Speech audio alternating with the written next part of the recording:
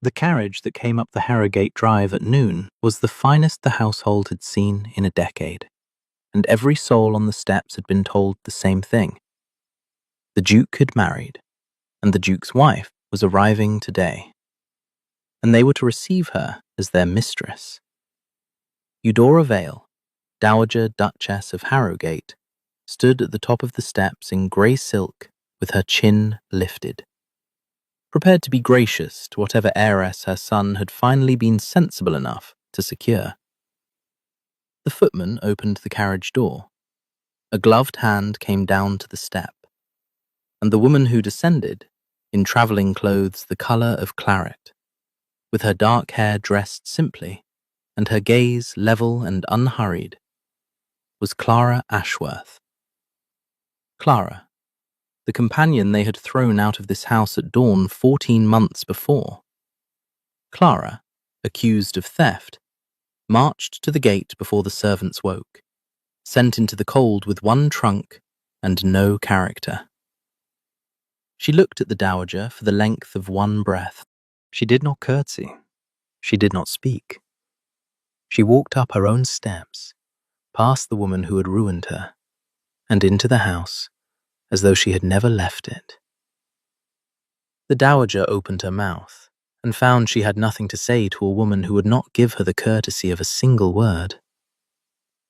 14 months earlier, that same hall had been a different country. The old Duke had been 3 weeks dead, and the house still moved on tiptoe. Clara Ashworth had come to Harrogate 2 years before that, as companion to Lady Sophia, the Duke's young sister, a position arranged through a clergyman cousin because Clara's father had died, leaving debts where a dowry should have been. She had no fortune and no rank and a great deal of spine, and she had learned early to make herself useful and quiet, the way poor gentlewomen learn or starve. She had not expected to be noticed by the new Duke at all. Adrian Vale was a man built like the winters of the north, tall, spare, dark-eyed, with a thin white scar running from his left ear down to the line of his jaw, the souvenir of a jewel he would not discuss with anyone. He had bought himself a colonel's commission at 20 and come home at 28 harder than he had left, and his father had spent the years between teaching him that softness was a thing other men exploited. He spoke little. When he did, people listened and were usually sorry. She noticed him first across the music room, the evening after the funeral. He had come in expecting it to be empty and found her there, playing very softly so as not to be heard. A slow, grave piece, the one his father had liked. Most people, caught, would have stopped and stammered and fled. Clara had glanced at him, recognized that he did not wish to speak, and simply kept playing to the end before she rose. "You did not stop," he said. "You did not ask me to, Your Grace." She gathered her music. It was his favourite. I thought the room ought to have it once more before we all pretended he had never sat in it. He looked at her then, the way a man looks at a door he had assumed was a war. It was the first thing about her he noticed against his own will. Not her face, though her face was worth noticing, but that she had not flinched. He had spent a fortnight being flinched at. He found he could not stop watching the unbothered set of her shoulders as she left. After that he began, without admitting it to himself, to arrange to be where she was. The library, at the hour she fetched Sophia's books. The East Terrace, where she walked in the grey mornings. He told himself he was simply moving through his own house. The household, which misses nothing, began to notice that a new Duke was in a great many rooms he had never troubled to enter before. The first crack came over a ledger. He found her in the steward's room one afternoon, with the estate accounts open before her, a thing no companion had any business touching. He had come in to be angry. "Those are not yours to read." "No," Clara agreed, not rising, not apologizing. But Lady Sophia asked me why the household sums had grown so strange, and a girl of 17 ought to be told the truth about the house she lives in. So I looked. She turned the ledger toward him and laid one finger on a column.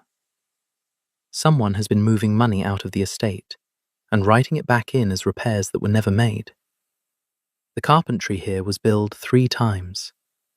The roof at the south wing was billed last spring. The south wing has no roof, Your Grace. It has had no roof since the fire your grandfather never repaired. He stared at the page. Then he stared at her. You see a great deal for a woman paid to read aloud and arrange flowers. I see a great deal because no one expects me to see anything, she said. It is the only advantage poverty gives a woman. I have learned not to waste it. For one moment, something in her voice slipped. A flat, weary honesty about her own smallness in the world that she had never meant to show him. And he saw, beneath the composure, exactly how hard she worked to keep it. After that, neither of them could quite pretend they had not seen the other plainly. He did not act on the ledger at once. He should have. The figures pointed, if a man followed them, toward a place he did not want to look, toward his mother's hand. Instead, he carried the knowledge around like a stone in his coat and found reasons to keep being where Clara was. The courtship, if a thing so unspoken could be called that, happened on the east terrace in the grey hour before the house woke, because it was the only hour neither of them had to account for. She walked there for the quiet. He had begun walking there because she did. They never arranged it. They simply both came, morning after morning, and at first they did not speak at all. And then, one morning, he did. My father walked here, he said, every day until he could not. I used to think it a waste of an hour a man might have spent doing something. And now? Now I think he was the only honest man in the house, and this was the only place he could be it. He glanced at her sidelong.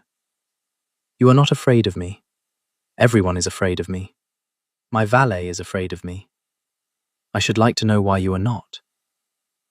Because fear is expensive, Your Grace, and I cannot afford it. She kept her eyes on the frost-stiff box hedges. When you have nothing, you learn quickly which men will hurt you, and which only wish you to think they might. You are the second kind. You frighten people because it is cheaper than trusting them. I know the trick. My father did it with creditors until the day he died. He stopped walking. You should not be allowed to say such things to a duke. Then dismiss me. She stopped too, and met him full on. And there was no insolence in it, only a terrible steadiness. But you will not, because I am the only person in this house who tells you the truth, and a man starving for a thing does not throw away the one who brings it. For a moment, the cold air held perfectly still between them. Then she added, more gently, Your father was honest here because no one was watching. You may be honest here too. I will not carry it back to the drawing room. I have no one to carry it to.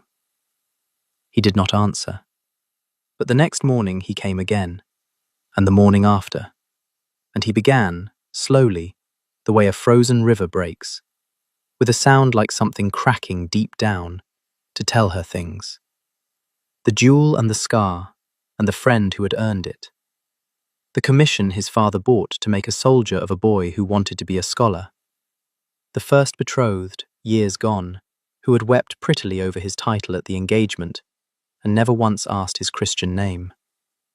Clara listened, and asked the questions no one had asked him, and gave him back each morning a little more of the man the late Duke had walked this terrace mourning. Neither of them called it anything. Both of them began to measure the day from that hour outward. The old Duke, before he died, had given Clara one thing. In his last clear week, he had called her to his bedside. He had liked her. The only one of the household who read to him without making it a performance, and pressed into her palm a small brass key. cold and heavy. The bow worked into the shape of a sheaf of wheat. "The desk in the muniment room," he had said. "Mine, not the steward's. When you have need of it, and not before, you will know. Tell no one you hold it." She had thought him wandering. She had kept the key on a ribbon under her bodice all the same, because a dying man's secret is a heavy thing to refuse. She did not yet know it would be the only weapon she would ever own. The danger, when it came, wore satin and arrived at a dinner. The dowager had decided her son would marry Lady Honoria Crewe, whose dowry was £40,000, and whose father held a marker against the Harrogate estate that could be made to vanish on the wedding day. Eudora needed that marriage, the way a drowning woman needs the bank, for reasons she had told no one. So she filled the long table with the Crews and their friends, and seated Lady Honoria at her son's right hand. And she watched, across the candles, the precise instant her son's eyes went instead to the companion seated far down among the poor relations. It was nothing anyone else would have caught. Clara said something low to Sophia. Sophia laughed. The Duke, hearing that laugh, turned his head and let his guard down for the space of a heartbeat, and his whole hard face changed. The dowager saw it. She understood it completely. And she understood, with the cold clarity of a woman defending a secret, that the penniless companion was now the single greatest threat to the only plan that could save her. "Miss Ashworth," she said sweetly down the table, into a lull, "do play for us. You are so very accomplished for your situation. We are all curious where a girl of no family learned such fine manners." It was meant to draw blood, to remind the room exactly what Clara was. Clara rose. "My father taught me, Your Grace," she said evenly. "He had no money to leave me, so he left me the only things that could not be sold for his debts. I have found them harder to lose than money." And she played, not meekly, but a bright, difficult thing that filled the room and left Lady Honoria's polite tinkling earlier in the evening sounding like a child at a pianoforte. The Duke did not take his eyes from her. The dowager did not take her eyes from the Duke. Two different reckonings began at that table, and only one of them would be survived. He found Clara afterward in the dark library, where she had gone to be unseen. "You should not provoke her," he said. "You do not know what she is capable of." "I provoke nothing. I answer." She turned from the window. He was closer than she had thought. "Your Grace, why are you here?" "Because I cannot seem to be anywhere else." The honesty of it appalled them both. He lifted his hand and, with one scarred finger, traced, not quite touching, the line of her jaw. The air between his skin and hers gone tight and warm and unbearable. She could hear his breathing. She could hear her own. The whole room had narrowed to the half-inch of cold air between his hand and her face, and every rule she had ever lived by stood in that gap like a locked gate. And for the first time in her life, she wanted to put her shoulder to a gate and break it. She did not step back. She tilted her face by the smallest degree into his hand. "Clara," he said, and her name in his mouth was a thing neither of them could take back. The door opened. A footman with a lamp, the dowager's footman, sent to find exactly this. They sprang apart. Nothing had happened. Everything had. And the worst of it was the look on the servant's face as he bowed and withdrew. Because they both knew the man would report what he had nearly seen, and that the report would go to the one person who could turn a nearly into a noose. The dowager moved at dawn. She did it well. Clara woke to candlelight and the housekeeper's frightened face, and a dowager standing in the doorway of the little attic room. On the washstand lay a sapphire bracelet, Eudora's own, that Clara had never touched. "It was found among your things," the dowager said, loud enough for the gathering servants to hear, soft enough to seem grieved. "I might call the magistrate. Theft from this house is a hanging matter. But you were my daughter's companion, and so, for her sake, I will be merciful. You will be gone before the household wakes. You will not see my son. You will take no character from me. And you will speak of this house to no one, or the bracelet becomes a charge and not a kindness." She smiled. "Do you understand me, Miss Ashworth?" Clara understood her entirely. She understood that the Duke was being sent to the South Fields that morning on invented business, so that he would not be in the house. She understood that to argue was to hang. She dressed in the cold and packed one trunk while a maid wept. And as she went, she took from the washstand nothing of the dowager's, but her hand closed under her cloak around the brass key on its ribbon at her throat. When you have need of it, and not before, she did not yet know what it opened. She knew only that it was hers, and that everything else they were taking from her was not. They put her out the gate as the sky greyed. No one opened it for her. She opened it herself and walked through, and did not look back at the house, because she had decided in the night that if she looked back, she would never be able to stop, and a woman with nothing cannot afford to grieve where anyone can see. It took the Duke 9 days to find her. He had come back from the South Fields to a house that told him she had been dismissed for theft, that she had confessed, that she had gone willingly and asked that he not be troubled. He believed none of it for longer than an hour. He knew the ledger. He knew his mother. He knew the exact shape of a lie built to be unanswerable. And he turned the county over until he found her in a posting inn 3 days' ride north, working in the kitchen for her keep, while she waited for a cousin's answer that he could see, in her face, was never going to come. She was scrubbing a table when he walked in, and she went very still. And then she kept scrubbing, because she did not trust what she would do if she stopped. "Clara, you should not have come." Her voice was steady, her hands were not. "If you are seen here, it ruins you, and does nothing for me. Go back, Your Grace." "I will not." He came around the table. There was 9 days of road on him, and something in his eyes she had never let herself hope to see. "I went through the desk in the steward's room. I followed the figures you showed me. They lead to my mother, Clara. Years of it, a fortune gambled and speculated and lost, hidden behind repairs to a wing with no roof. She needs the crew marriage because the crew dowry is the only thing left that can cover what she has done before the creditors come. You were not thrown out for theft.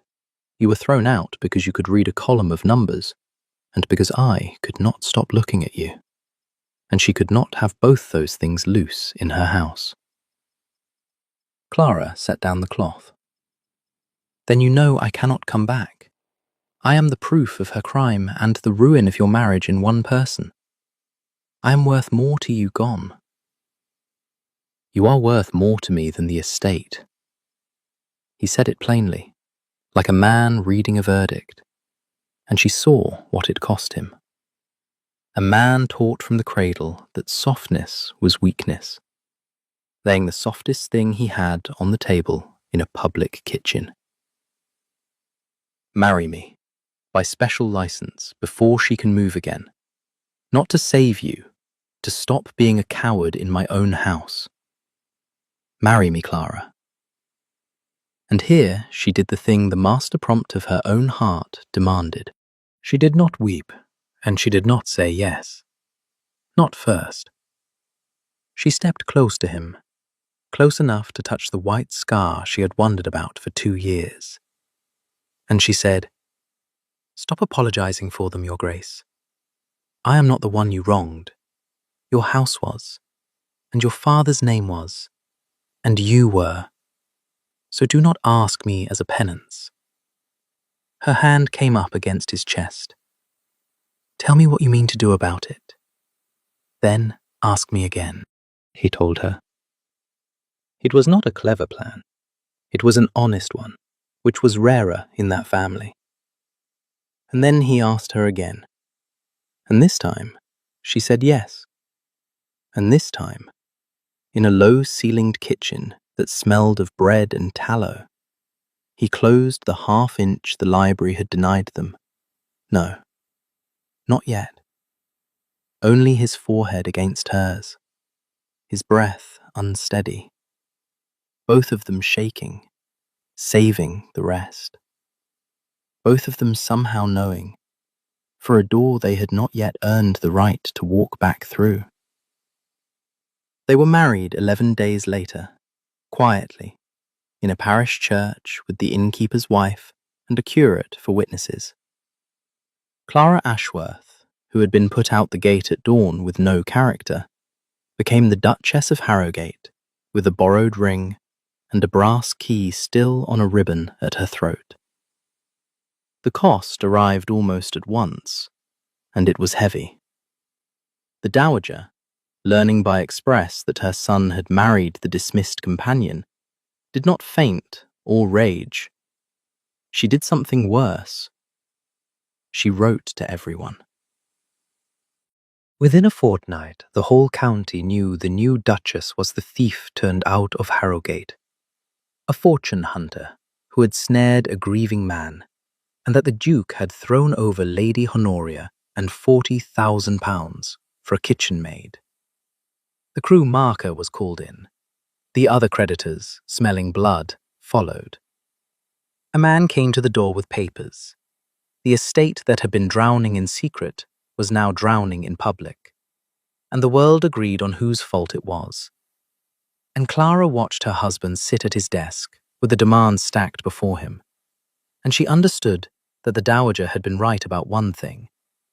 By choosing her, he had let the house fall. She had cost him everything the marriage was supposed to save. There was an evening when she could not bear it. She stood in the door of his study, where the candle had burned to a stub and the papers had not moved in an hour, and she said, in a voice scraped raw, "She told me I would be your ruin, and I called her a liar. I am a thief of a different kind, Adrian. I have stolen your name's last chance and given you my poverty for it.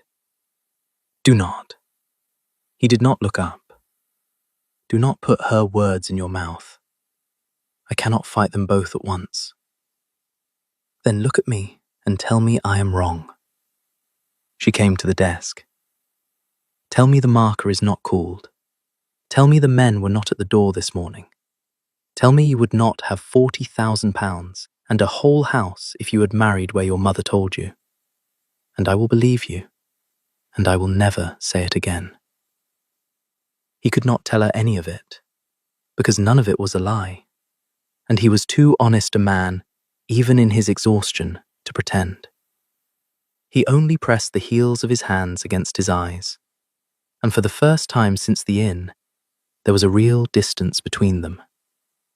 A silence full of all the figures neither of them could pay. "Go to bed, Clara," he said at last, and the gentleness of it was worse than anger, because it was the gentleness of a man too tired to reach across a table. She went to her own room that night and lay awake holding the brass key, hating it for being the only thing she owned and the one thing in the world it could not buy back. And then, in the grey before dawn, the hour she had been thrown out, the hour she had learned to be awake in, Clara remembered. When you have need of it, and not before. The old Duke had not been wandering. He had known what his wife was. He had known for years, and he had been too proud or too tired to fight her in the open. But he had not died without leaving a hand to be played. The desk in the muniment room. His, not the steward's. The room the steward's ledger could not account for, because the steward had never held its key. She did not wake her husband. This was hers to carry. She had decided that, at the gate, 14 months before, that she would not be a woman things were merely done to. She wrote him one line. I have gone back to Harrogate. Trust me one more day than is reasonable. And she took the morning coach south, alone, with the brass key warm in her fist. Which is how, the finest carriage the household had seen in a decade, for the Duke, finding the note, sent his own after her, and caught her at the last posting stage, came up the Harrogate Drive at noon, and how the woman they had cast out at dawn came back through her own front door, and would not give the dowager a single word. She walked the length of the great hall, while the assembled family and the crews and the gathered county gossips who had come, frankly, to watch a fortune hunter humiliated, fell silent. She did not go to the drawing room. She went to the muniment room, and she fitted the brass key into the old Duke's private desk, and it turned, and the lid came up. Inside lay everything. The old Duke had been a meticulous man, betrayed by a wife with a faster hand. There were the true accounts in his own writing, kept in parallel to the false ones for 6 years. Every sum Eudora had taken, every debt she had hidden, every forged repair, dated and totalled. There were 2 letters from the moneylenders, addressed to the dowager herself, in her name, proving the debts were hers and not the estate's, which meant, under law, that they could be set against her own jointure and her own settlements, not against Harrogate or against her son. And there was, beneath it all, a deed of provision the old Duke had quietly executed in his last month. A sum settled in trust on Miss Clara Ashworth, who was given this house more honesty than its own blood. More than enough, with the debts correctly assigned, to clear the public demands and let Harrogate breathe. She carried it all back into the great hall. She laid it on the long table where the dinner had been 14 months before, when the dowager first decided to destroy her. And there, in front of the crews and the county, and the servants who had watched her put out the gate, the Duchess of Harrogate finally spoke. She did not raise her voice. She had learned long ago that the loudest thing in a room is the truth said quietly. Your Grace, she said to the dowager, you told me once you were curious where a girl of no family learned her manners. I will tell you. I learned them from your husband, who in his last week trusted me with the key to this desk, because he could not trust his own wife with the truth of his accounts. She turned the true ledger so the room could see it. The debts that came to this door are not the estate's. They are yours. Here are the lender's letters, in your name. Here are the sums, in his hand, 6 years of them. Here is the roof you built 3 times for a wing that burned before I was born. She set the deed atop the rest.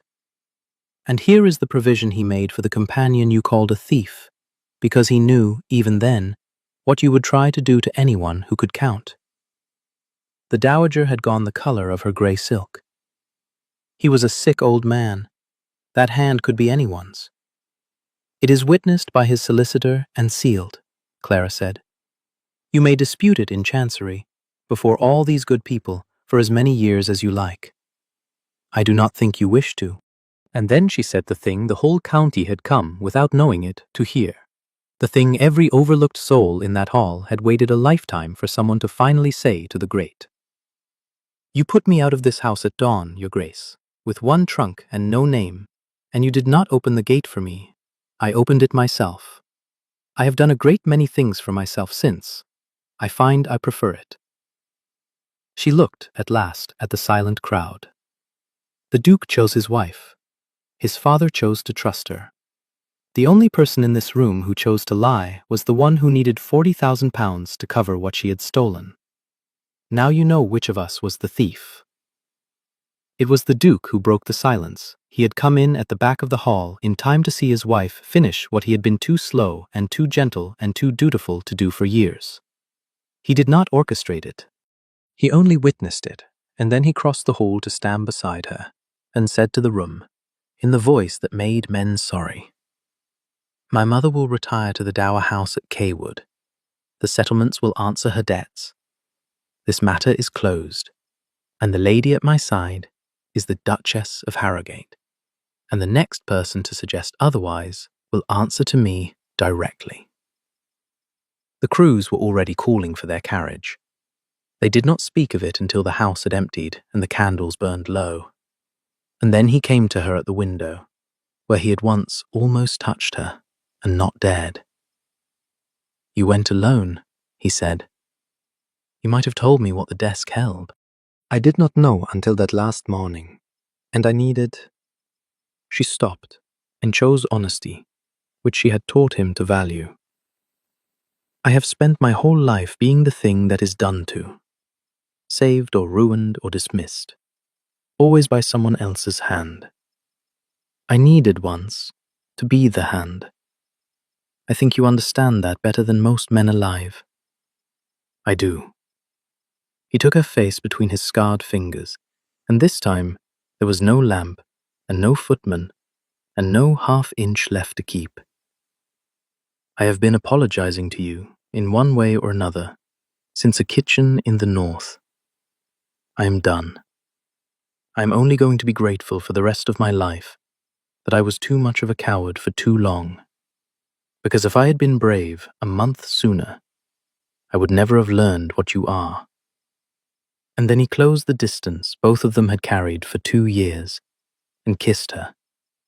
And it was not gentle, and it was not careful, and it had nothing left to prove. The surrender of the last wall in a house that had at last become theirs. A year later, on a bright October morning, Clara stood in the music room with the windows open onto the south wing, where a new roof, a real one, the first repair the house had honestly paid for in a generation, caught the light. The brass key no longer hung hidden at her throat. It sat in plain view in a little dish on the old Duke's desk, in the muniment room she had unlocked for good. And the desk was used now for ordinary things, letters and seed accounts, and Sophia's clumsy first attempts at managing a settlement of her own. The Dowager wrote twice a year from Cawood, stiff little notes that Clara answered with stiff little kindness. Because a woman who has won can afford to be merciful, and a woman who lost cannot afford to refuse it. Eudora's debts had eaten her jointure, and she lived now on what her son allowed, which was enough and not a shilling more. The Crews had taken Lady Honoria to Bath and married her, within the year, to a baronet with a sound roof and no scandal attached to his name. And the county, which forgets nothing but forgives anything once a fresher disgrace arrives, had moved on entirely. Adrian came in expecting the room to be empty and found his wife there, playing very softly the slow, grave piece his father had liked, the one she had refused to stop playing the night they met. This time he did not stay in the doorway. He crossed the room and stood behind her with his hands on her shoulders until she finished, because he had learned, finally, that the loudest thing in a house is not its title, or its debts, or its old cruelties, but the quiet of two people who have stopped flinching and simply stayed. "You did not stop," he said. "You did not ask me to." She tipped her head back against him and smiled. "I told you once a room ought to have it before we all pretend he never sat here. I think the house is done pretending." Outside, the new roof held the morning light, and the gate at the bottom of the drive stood open, not because anyone had been sent to open it, but because the Duchess of Harrogate had given orders, the week she became its mistress, that it was never again to be shut against anyone arriving at dawn.